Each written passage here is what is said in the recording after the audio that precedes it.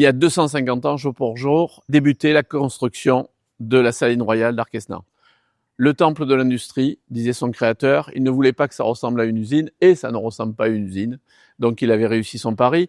Alors nous sommes ici à mi-chemin, à équidistance entre Dole et Besançon, et un peu plus loin de nous, Genève et Lyon, 200 km. Donc voilà, nous sommes dans un lieu rural, évidemment, un petit bourg qui s'appelle Arquesnan. Le nom vient de la saline royale, puisque c'est deux villages séparés qui ont été réunis par ce trait d'union qu'est la saline royale, et qui, durant 100 ans, a exploité le sel en imposant l'image de la puissance royale de Louis XV, avec cette maison du directeur qui est symptomatique, qui est le symbole, la signature de Claude Nicolas Ledoux, avec ses colonnes à double bossage, c'est-à-dire avec des ronds et des carrés, qu'on ne retrouve que chez Ledoux.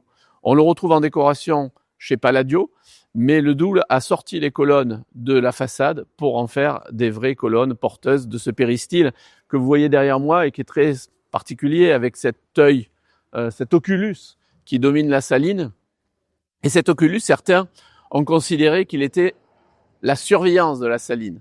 En fait, non, c'est l'œil de la connaissance, puisque Ledoux était empreint de toute la philosophie des Lumières, et il a voulu construire ici non seulement un lieu de production, mais aussi un lieu de vie original. Les gens étaient logés sur place, chaque bâtiment avait une fonction, tout est symétrique ici. Vous avez à ma droite la tonnellerie, où il y avait les métiers du bois, à ma gauche la maréchalerie, où il y avait les métiers du fer, donc tous ceux qui travaillaient à la saline, autant pour les animaux que pour faire les foyers où le sel était chauffé et évaporé. Vous avez les deux grands bâtiments de production longitudinaux qui entourent la maison du directeur, qui s'appellent les bernes, où vous aviez les foyers, ou des cuites, alors des périodes de cuite de 72 heures, donc les gens ici travaillaient 12 heures par jour, donc 2 fois 12 heures, et le sel était chauffé, le sel, donc c'est du sel inigène que l'on obtient par évaporation de l'eau, et on récoltait comme ça le sel pour la Franche-Comté. Alors, on est dans une plaine alluviale ici, il n'y a pas de sel. Alors, me direz-vous comment on trouvait le sel? Eh bien, on le faisait venir du Jura à côté, donc de Salins-les-Bains, où le sel a été exploité depuis le néolithique, et ça venait par un pipeline, un saumoduc, qui amenait le sel jusqu'ici, où il était traité, dans cette grande saline. Le sel qui, comme vous le savez, servait à l'époque de support de l'impôt, mais ça servait aussi à conserver les aliments, et puis ça servait aussi à l'élevage, puisque le bétail a besoin de sel, c'est indispensable pour en particulier les bovins. Et ça a été un des arguments de Claude Nicolas Ledoux pour construire cet édifice monumental auprès du roi Louis XV. C'était de dire, vous avez à côté les mercenaires suisses qui sont redoutés et redoutables, et ils peuvent s'allier avec les Espagnols pour récupérer la Franche-Comté, mais comme ils développent l'élevage et qu'ils n'ont pas de sel, grâce à la saline royale, on va les abreuver de sel et ils deviendront neutres, ce qui a été le cas d'ailleurs, puisqu'ils ne se sont jamais révoltés, ils ne sont jamais associés aux Espagnols pour reprendre la Franche-Comté, comme disait Victor Hugo, Besançon, vieille ville espagnole, puisqu'effectivement c'est Charles Quint qui avait la possession de cette terre ici. Ça n'est français que depuis Louis XIV. Donc voilà, un projet monumental. Ledoux disait, donnez-moi un petit projet, j'en ferai un grand. C'est son grand œuvre ici. Ça reste unique dans le monde. C'est même à ce titre-là que l'on a été inscrit au patrimoine mondial de l'humanité en 1982. Première architecture industrielle inscrite au patrimoine mondial. En 2009, ça a été étendu à la ville de Salins-les-Bains, dans le cadre de la production du sel inigène, puisque le sel venait de Salins. Et nous sommes devenus, bien après, en 1973, un centre culturel de rencontre, le premier centre culturel de rencontre de France, qui compte bien d'autres sites prestigieux comme Royaumont ou Fontevraud. Et donc notre activité principale maintenant, ce n'est plus de produire du sel, c'est de produire de la culture, si j'ose dire. Alors maintenant, je vous propose que l'on se rapproche de la maison du directeur, qui n'est pas la mienne, mais c'était la dénomination que Ledoux avait donnée à cet édifice, puisque c'était le directeur de la saline qui habitait là.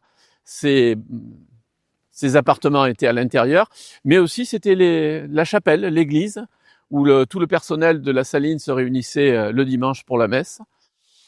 Et aujourd'hui, eh bien, c'est une salle d'exposition. Ce sont plusieurs salles d'exposition, avec l'exposition que vous allez découvrir cette année, Mystification, architecture et cinéma, la quête de l'illusion, et en particulier avec, pour la première fois dans l'histoire de la saline, l'utilisation de la cave de la maison du directeur, où la décoration a été confiée au grand architecte Juan Pablo Molineux, que vous entendrez un peu plus tard, pour illustrer dans une réinterprétation le décor du célèbre film de Jean Cocteau, La Belle et la Bête. Dans les 2 bâtiments qui entourent la maison du directeur, il y a des éléments, enfin aujourd'hui, parmi les 11 bâtiments, il n'y a pas un bâtiment qui n'est pas utilisé, soit pour l'activité culturelle, soit pour l'activité commerciale, l'hôtel par exemple, puisqu'on a la chance d'avoir un hôtel à l'intérieur du site, ce qui est exceptionnel pour un site UNESCO. Nous avons 31 chambres qui sont réparties dans l'ensemble sur 3 de ces bâtiments, mais plus particulièrement sur cette berne, la berne ouest. La berne, c'est le terme de l'époque pour désigner le lieu où il y avait l'exploitation du sel. Nous avons le centre de lumière avec des projections monumentales sur les richesses du patrimoine mondial à travers le monde. Le temple d'Angkor, le temple d'Humayun, Palmyre, Venise. Donc, ils sont projetés en non-stop toute la journée dans cette immense berne-là qui fait 80 mètres de long. Et dans l'autre berne, nous avons une salle de spectacle, donc qui fait entre 570 et 1200 places et qui reçoit toute l'année à la fois des spectacles culturels, évidemment, de musique actuelle ou de musique classique, mais aussi des congrès. Et on a près de 160 dates par an dans ce lieu. Donc voilà, on arrive devant ces colonnes monumentales à double bossage. Alors Ledoux disait « le soleil est l'architecte du lieu ». Et effectivement, avec ces structures très géométriques, quand il y a du soleil, ça dessine sur le sol des figures très contemporaines. Et c'est vrai qu'on ressent un peu ici, on a un peu l'impression d'être dans un cadran solaire. C'était la volonté de Ledoux quand il a construit cette usine, qui a été construite en 4 ans, 1775, 1779. Donc c'est impressionnant quand même, 11 bâtiments, 2 hectares de toiture en si peu de temps. Donc voilà, et dès 1778, le sel a commencé à être exploité. Donc avant même la finition du chantier. Nous voilà dans la maison du directeur. Alors elle n'est pas celle qui a été construite en 1775 pour la bonne raison qu'en 1918, la foudre est tombée sur la maison du directeur et tout a brûlé, y compris toutes les archives de la période d'exploitation du sel, ce qui fait que nous n'avons aucune trace de ce passé-là. La maison du directeur a été reconstruite en 1927, mais les étages n'ont pas été reconstruits, ce qui donne d'ailleurs cette impression assez monumentale, 23 mètres de hauteur sur ce grand escalier central qui lui a été préservé. C'est un lieu qui a eu une histoire mouvementée, comme toute l'histoire de la Saline, puisqu'en 1926, pour échapper à une procédure de classement qui était engagée, le directeur de l'époque a fait dynamiter les colonnes de la maison du directeur. Donc on a la photo, là pour le coup, qui a eu l'effet inverse. C'est-à-dire qu'à partir de ce moment-là, le Conseil général du Doubs a repris la propriété de la Saline et a entamé une campagne de restauration qui a remis les colonnes debout et qui a remis en place la maison du directeur et son toit qui avait été détruit. Depuis, c'est un lieu d'exposition. Donc on va monter ce grand escalier. Grand escalier qui a été monté par des personnages prestigieux, dont Michel Piccoli, dont dans le film de Marcel Bluval, Don Juan de Molière, avec dans le rôle de Sganarelle, Claude Brasseur.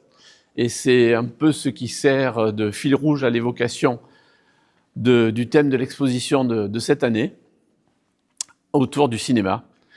La scène mythique de l'entrée de Piccoli Brasseur, qui a été peinte par Claude Gazier, qui est un peintre du cinéma, et qui nous a servi aussi à illustrer cette exposition, alors qui est très riche, qui part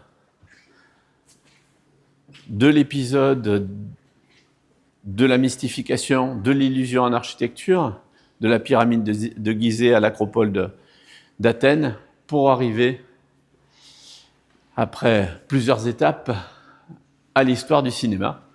Et on se demande dans cette exposition si c'est l'architecture qui a influencé le cinéma ou le cinéma qui a influencé l'architecture. Alors en particulier avec l'architecture comme scène de cinéma, et là les exemples sont foison, où l'architecture a servi de support, que ce soit l'immeuble du Daily Bugle de l'Araignée, la Fontaine de Trévise avec Marcello Mastroianni ou l'escalier du nom de la rose. Donc tous ces éléments effectivement très forts dans les films hein, qui donnent le ton du scénario. Et ensuite nous passons par un petit film qui retrace l'histoire du cinéma jusqu'aux jeux vidéo. Et on arrive sur les films qui ont influencé la création architecturale. Et on voit le Palais Bulle de Cardin et le film La planète sauvage, où effectivement il y a des relations assez fortes. Et puis il y a les films que tout le monde a en tête, comme 2001 l'Odyssée de l'espace ou Star Wars, qui ont eu évidemment une influence sur les années, je dirais les décennies qui ont suivi, tant au niveau des créateurs, des décorateurs, que des architectes. Et puis, je ne souhaitais pas faire une exposition qui ne soit que numérique ou qui repose que sur des images. Et c'est là que j'ai sollicité le grand architecte Juan Pablo Molineux pour réinterpréter un décor de film qui est vraiment le décor qui a fondé le nouveau cinéma français à partir de la fin de la Seconde Guerre mondiale, La Belle et la Bête de Cocteau. Alors avant de descendre dans les sous-sols de la maison du directeur avec Monsieur Molineux, je vais vous emmener voir une des richesses de la Saline Royale. C'est le musée des maquettes. C'est le seul musée en Europe consacré à un architecte, où vous allez voir, il y a une grande partie des réalisations que Claude Nicolas Ledoux a réalisées en XVIIIe siècle, et puis tout ce dont il a rêvé, qu'il n'a pas construit, mais dont il a parlé, dont il a gravé les formes sur des formes architecturales dont on n'était même pas capable à l'époque de les réaliser. C'est dans ce grand bâtiment qui s'appelle la Tonnellerie, donc je vous en ai parlé, où il y avait les travailleurs du bois. C'est un bâtiment qui a été entièrement refait dans les années 90, et le musée a été ouvert d'ailleurs dans les années 90. Alors nous arrivons à la Tonnellerie, et vous remarquez sur les bâtiments ces urnes renversées, qui sont l'illustration par Ledoux de la saumure qui s'écoule du saumoduc, du pipeline. C'est assez sidérant d'imaginer que pour une usine, on ait besoin d'éléments décoratifs de ce style, mais c'est vrai que c'est toute l'ambition de Ledoux qui était effectivement de faire tout autre chose qu'une usine. Et sur chaque bâtiment de production, vous avez ces urnes renversées avec cette saumure, cette richesse. C'est aussi la corne d'abondance, hein. C'est ce qui faisait la richesse du lieu. Et là, on rentre dans la Tonnellerie, donc qui a été recyclé en musée dans les années 90. Alors c'est un musée très émouvant parce qu'on y sent l'âme de Claude Nicolas Ledoux. Alors d'abord il y a son gilet, qui a été un gilet de soie qu'il a porté. Et puis il y a son traité, donc le grand traité d'architecture qu'il a écrit à partir de 1793, quand il a été interné à la prison de la Force en tant que suspect dans la loi des suspects de la Révolution française. Et il a commencé à écrire ce traité d'architecture où c'est là dont on parle de l'utopie, en tout cas c'est certainement un traité visionnaire, où il décrit sa cité idéale, la cité idéale de Chaux, à partir de la Saline Royale. Mais là, dans cette pièce, nous avons tous les éléments qu'il a construits, et il a énormément construit, d'un palais privé au château de Bénouville, qui existe toujours, hein, qui est dans le Calvados, où il y a eu des accords importants signés avec le général de Gaulle, au théâtre de Besançon, où il invente la fosse d'orchestre. Donc c'est le premier à avoir sorti les musiciens sur la scène pour les mettre dans la fosse. Et puis il crée aussi le Paradis, donc, qui existe toujours hein, dans les théâtres. Malheureusement, le théâtre a entièrement brûlé en 1958, et il n'a pas été reconstruit à l'identique, comme le Lycéum de Barcelone ou la Fenice de Venise. Il a été reconstruit façon années 70. Il ne reste que la façade. Ça a été le destin de presque tout le travail de Claude Nicolas Ledoux. Quasiment tout ce qu'il avait créé a été détruit, soit par Haussmann, soit par différents propriétaires qui ont remodelé leur château. Et ne reste de lui que la Saline Royale, quasiment, entièrement, donc qui est là avec ces maquettes fabuleuses, hein, qui sont des maquettes réalisées en PVC de 2 mm par un grand maquettiste, et on serait bien en peine aujourd'hui de reproduire la qualité de ces maquettes avec les systèmes d'imprimante 3D, on n'arriverait pas à la même résolution. Dans l'autre salle, nous étions dans la salle du travail de l'architecte qui a produit, qui a réalisé. C'est lui qui a le plus produit de structures et d'architecture au XVIIIe siècle. Là, on est dans la pièce où il a imaginé.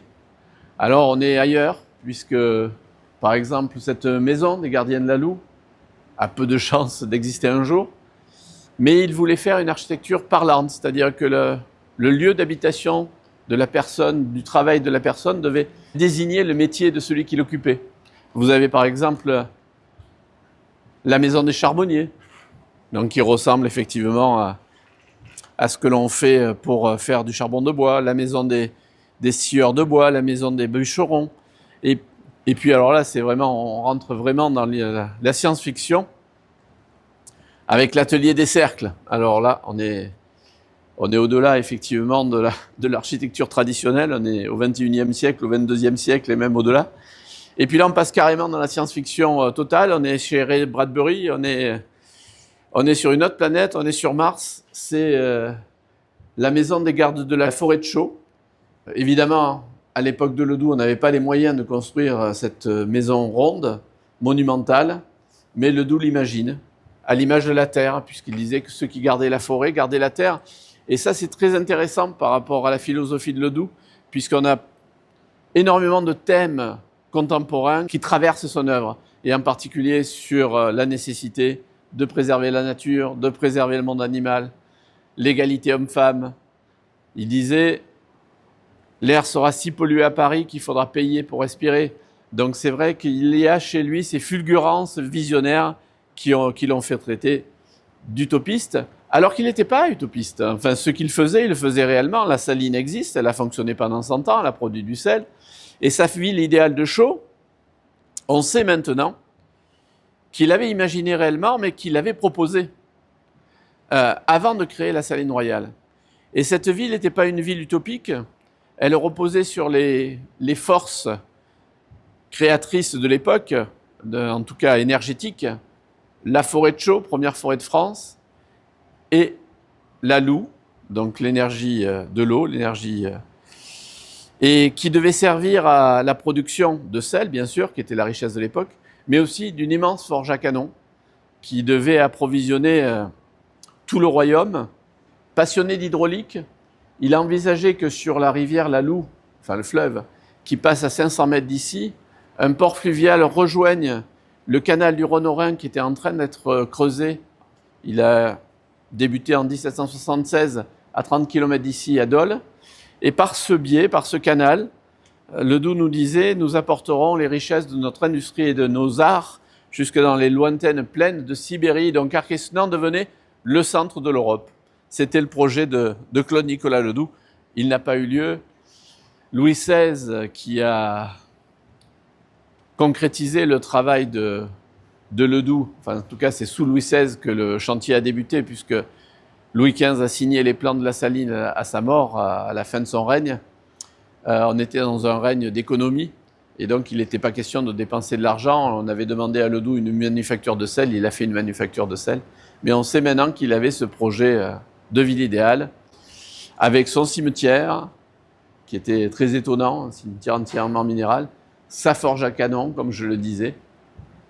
Et tout ça est resté, bien sûr, à l'état d'ébauche et de réflexion. Mais ça a animé, dans les siècles qui ont suivi, en tout cas, beaucoup de thèses, de travaux d'historiens, et jusqu'à aujourd'hui, où on a ouvert ce second demi-cercle. Alors évidemment, on n'a pas construit 150 bâtiments, mais on a identifié donc ce deuxième demi-cercle égal au premier, en regard, et on l'a confié à une agence dijonnaise, l'agence Maillot-Toussaint, qui a eu l'intelligence de s'associer avec notre plus grand paysagiste français, Gilles Clément. Et c'est ainsi que la visite de la Saline s'est enrichie de 5 hectares supplémentaires. Et aujourd'hui, on propose, indépendamment de notre architecture et de nos bâtiments, 30 jardins à visiter à la Saline Royale. Après cette visite du musée, je vous propose de retourner à la maison du directeur et de descendre à la cave pour découvrir le monde de la bête, puisque c'est autour de ce thème que M. Molineux a travaillé. On est ici dans la cave de la maison de le directeur de les Salines Royales de Arc-en-Senans. Évidemment, la cave, c'est une partie de la maison qui n'est pas très connue parce que normalement, c'est pas ouvert au public. Mais c'était le espace idéal pour monter un petit peu l'idée de cette exposition sur, dans ce cas-là, ici de La Belle et la Bête de Jean Cocteau, sur le film de Jean Cocteau.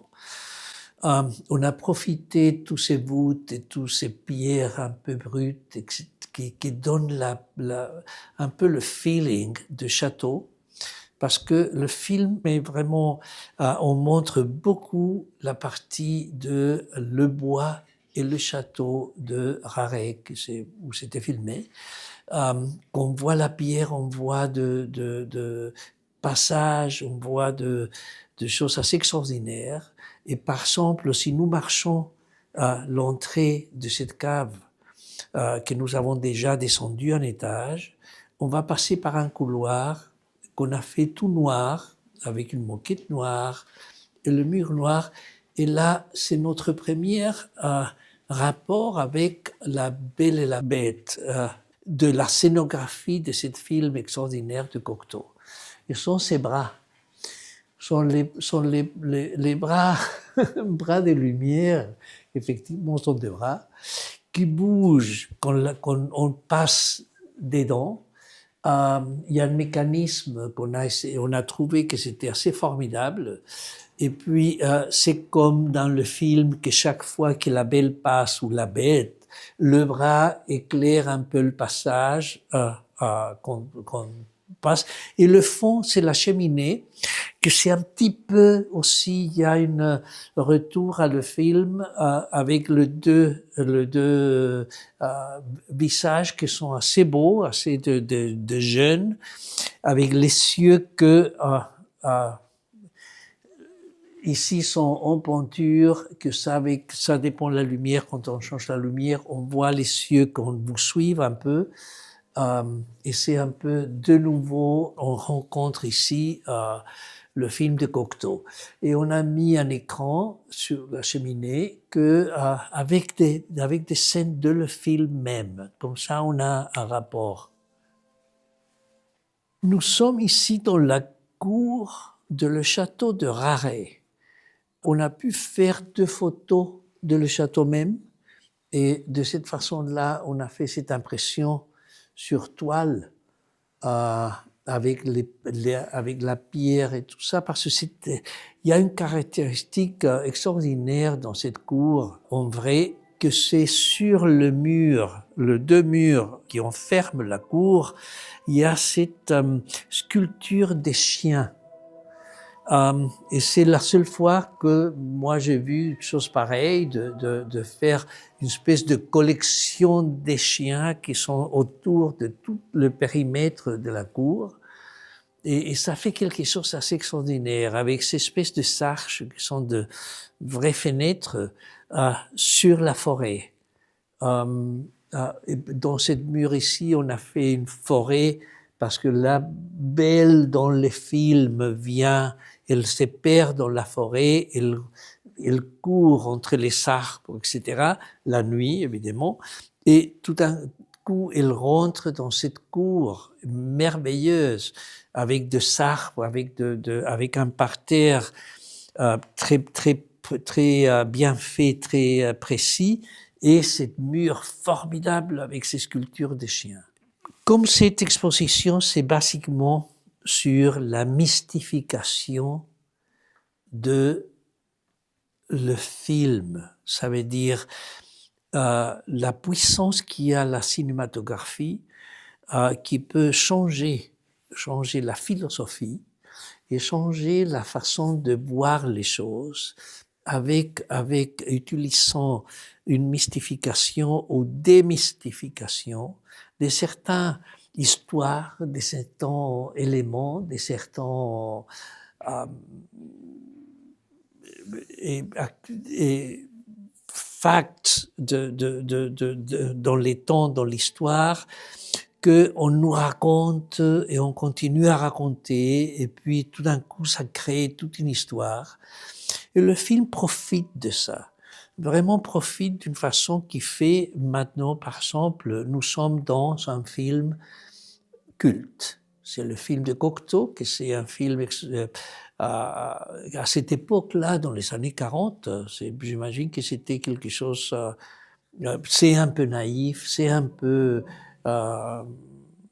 bizarre, on peut dire, mais quand même, ça fait un pas en avance sur certaines façons de filmer et surtout sur un sujet que c'est une fable, c'est une histoire un peu que ça, c'est normal. Je ne peux pas parler de normal ou anormal, mais de quelque chose de fantastique et de fantasiose aussi, que c'est quelque chose pour amener les gens à penser différemment, pour amener les gens à imaginer des choses, etc. Mon point de vue, ici, c'était pas copier les scénographies de Cocteau.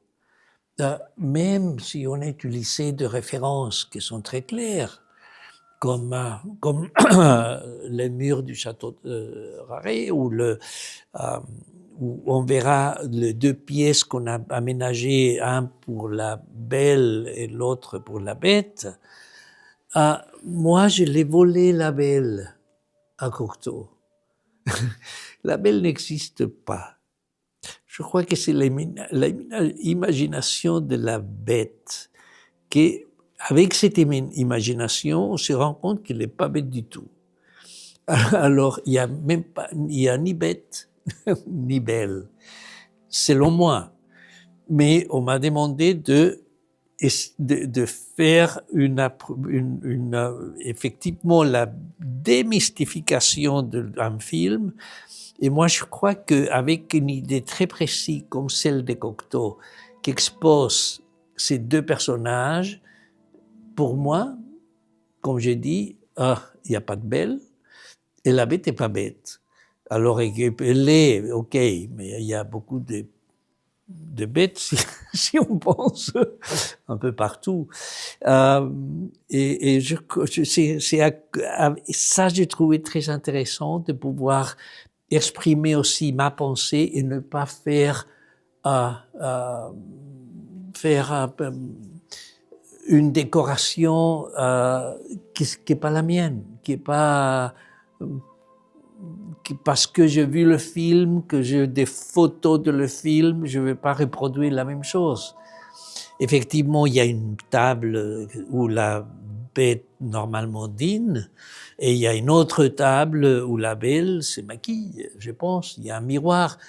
Alors, c'est pour ça que quand vous voyez le miroir de la belle, vous voyez la belle. Mais si vous regardez le fauteuil est vide, il n'y a pas de belle. Et de la bête, il est tranquille, il dîne sur un plat de Cocteau que j'ai trouvé. Alors, c'est ça la partie amusante de la création. Maintenant, I'm the host de la bête. Et moi, je viens d'expliquer que c'est un personnage qui il y a des complexes, je pense, non? Mais quand même, son rêve, c'est de, avec toute sa richesse et sa fortune, il est solitaire et puis il trouve cette idée de cette femme extraordinaire comme si c'était une fée, c'est un conte de fées. Évidemment, Cocteau a simplifié un petit peu les choses parce que c'est je me rappelle même pas, je crois que lui meurt et puis pas lui, son petit ami que ça devient après lui Et les deux partent au ciel, mais elle n'était pas morte. Alors ça, je n'ai pas compris très bien. Comment on arrive au ciel si on est vivant encore. Mais en tout cas, ce sont les choses de le film qu'on fait rêver. On ne se questionne pas des choses si graves que ça. On les accepte, on les vit, on veut vivre ça. Tout le monde veut aller au ciel et pouvoir retourner ici. Mais ici, le château de Monsieur Bête était un peu sombre, un peu. C'est un prédécesseur de Harry Potter, un peu cette espèce de chose un peu gothique. Plein de bibelots, de choses, de bougies, etc. Et ça donne l'ambiance. L'idée, c'est que c'est un master dans son domaine. Son domaine est un peu ténébreux, c'est un peu, c'est comme je dis, gothique. Et il voit ici un portrait, que c'est très beau d'ailleurs ça, que c'est un portrait de la belle. Merci, j'espère que cette visite vous a plu. Nous sommes ici dans le lieu où l'on explique le destin de la saline à partir de la fermeture de l'exploitation du sel 1895 jusqu'à nos jours. Il vous reste beaucoup de choses à découvrir à la Saline Royale, et en particulier tous les jardins que nous n'avons pas fait autour de la saline, les jardins du cercle immense, donc toutes choses qui vont vous demander un peu de temps. C'est pour ça que vous pouvez rester à l'hôtel et passer 2 jours dans ce lieu magnifique. Ce patrimoine méconnu de la France, mais qu'il devient de moins en moins grâce à des interventions comme aujourd'hui. Je vous remercie. Alors nous sommes ici dans une salle de restaurant, vous le voyez, la table est dressée, mais nous sommes historiquement dans la maréchalerie. C'est là, je vous ai montré la tonnellerie où il y avait maintenant le musée des maquettes. Ici, nous sommes dans le lieu où étaient les maréchaux ferrants. Et donc ce que vous voyez là, ce ne sont pas des cheminées, ce sont des forges. C'est là où on réparait en particulier les foyers qui servaient effectivement à faire évaporer le sel. Mais je voulais vous montrer un petit détail qui est assez touchant dans cette salle. C'est que cette pièce de chêne qui supporte l'escalier, on voit toutes les traces des tisons que les maréchaux ferrants venaient terminer ici, en fin de journée, dans le bois, avec la marque qu'ils apposaient sur les tonneaux de sel, saline, le logo S, et puis évidemment tous les trous. Eh bien ça date effectivement de l'exploitation de la saline, c'est-à-dire de 1775 à 1779, et puis après dans les siècles qui ont suivi, jusqu'en 1895, fin de l'exploitation de la saline. Et comme je vous le disais, il ne reste pas d'archives de cette période-là, donc globalement c'est notre seule pièce d'archives qui reste, où le travail a été resté marqué dans le bois, marqué dans le chêne.